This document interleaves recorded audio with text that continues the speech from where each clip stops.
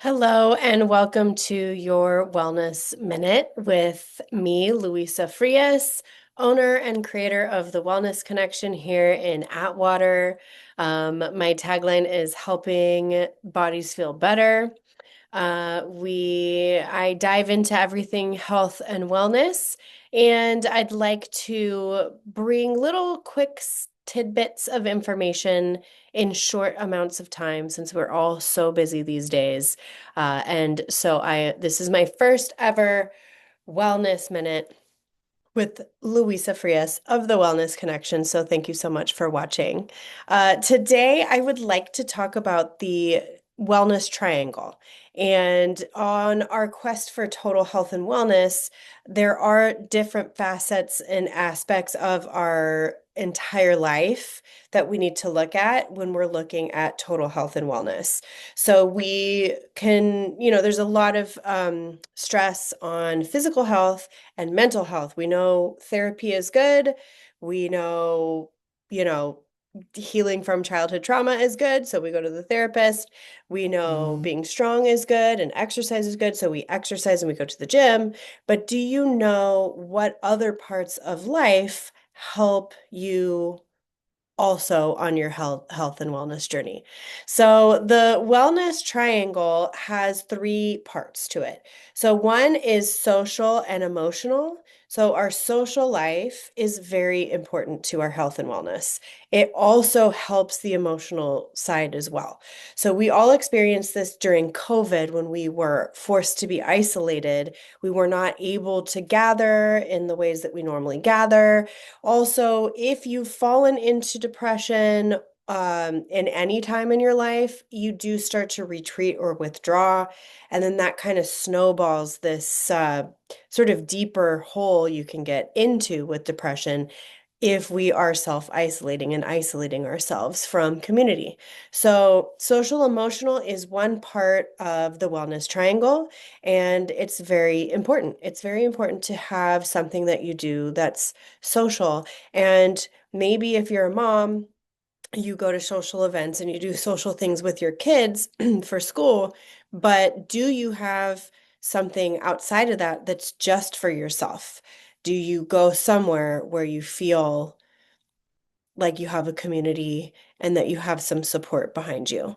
This can be a gym, a dance studio, church, just hanging out with your friends, having a monthly gathering, having bunko night or card night. However it is that you like to be social, this is part of the total health and wellness part.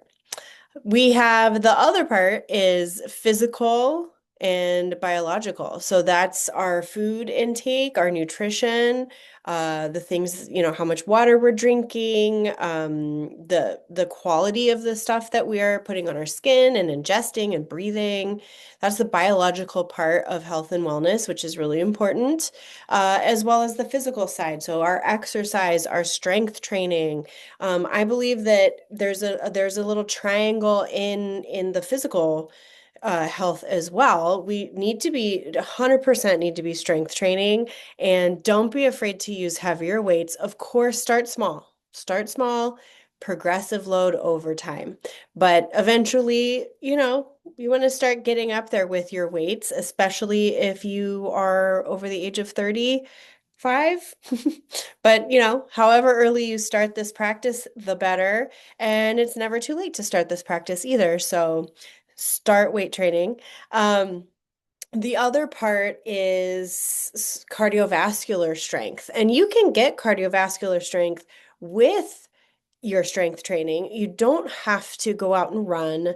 You don't have to go, on the elliptical to get your cardio. You can even just walk at a very fast-paced outside. Maybe there's a little bit of a hill. That's a great, wonderful way to get your heart rate up, and kind of like get other things into, like get some vitamin D from the sun, get some fresh air, get outside, see some people. That comes into the social part, right? So we need strength. we need cardiovascular strength, and then we need restorative. So the restorative stuff is just as important as the other two. And that is going to be stretching, tissue work like self-massage, foam rolling, rolling on therapy balls, getting, body work done, and restorative poses where you're being supported, your joints are being supported, you're laying over that. That could be also meditation. Um, that can be baths. Anything that restores your physical body is going to be so important. So there's that little triangle there in your biological and physical health and wellness. So the third part of this triangle is going to be the mental and spiritual side. So mental health is really important, as we know. So definitely, if you've never tried therapy, definitely start with talk therapy. Just starting there is great. And then there's all these other branches of mental health that you can do. If you have trauma that you need to work through, you can do EMDR therapy. There's ketamine journeys and psychedelics. As long as you're working with a professional and a therapist, and you get medically evaluated. Obviously, it's not for everybody, but it is something that's in that little area of mental health. And as well as the spiritual side. So, this is probably more of a sore topic, I guess, because some of us have maybe endured religious abuse growing up. Maybe we had religion forced into our, being. And now as adults, we don't want anything to do with that. However, in my own journey for health and wellness, I feel like we can't get away from the fact that there's an energetic body that we have. If you've ever tried acupuncture or Reiki, energy healing, or even just feel, like if somebody's energy is off and they come in the room, you get a feeling, right? You can kind of feel. So I think to some degree, we all have an understanding that there's this sort of like unseen part of us that we can feel more than we can see. So just starting to dive into that for yourself, whatever that is, there are so many ways to have a spiritual practice that isn't tied to religion. And if you are religious, that is great. That is your spiritual practice. That's probably your community as well. So, yeah, so that is the third part of total health and wellness. So we have social, emotional. Make sure you hang out, be around people that support you, that love you, that you love, even if it's just one person, or you have a place that you like to go and everyone has the same passion. Social, emotional. Physical, biological, what you're eating, what you're consuming, and how you're exercising and training your body. Very important. And third, mental and spiritual. I would also put energetic in there too, right? Mental and spiritual health. All three of them affect each other, right? So if we're social and start to feel like we have support and don't feel like we're isolated and alone, that can help our mental health. That can even help our physical health. It can give you more energy to get out there and do what you need to do. If you're working out and exercising and moving your body and eating healthfully, generally you're gonna feel better. You might start to feel like being more social because you're starting to feel better and you're starting to have more energy.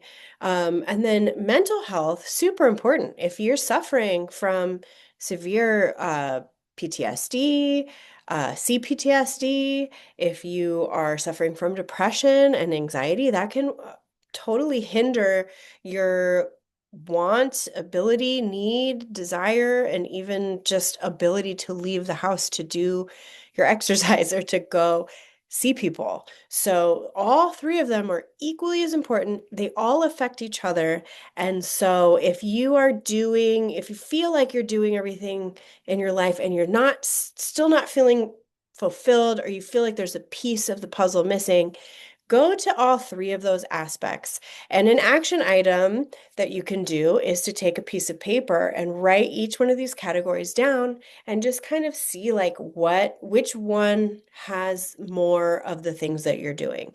You might find that one is you're really good at working out, you work out all the time, you're eating really super healthy, but maybe you haven't hung out with friends in a long time, or maybe one is like very strong in the mental, spiritual side, but not in the others. So you want to try to have as balanced of a list as possible in all three categories. And as always, health and wellness is never, ever perfect. Success is not linear. We are human beings designed to have a range of emotions. So healing does not mean never feeling upset, never feeling down, always being happy, always being calm, right? And even physical healing, no pain ever, ever, ever. We want to have realistic expectations.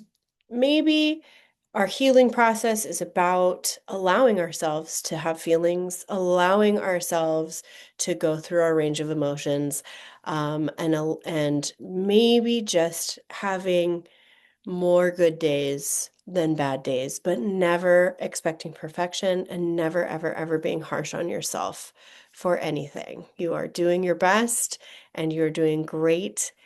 Keep going. And I thank you so much for watching.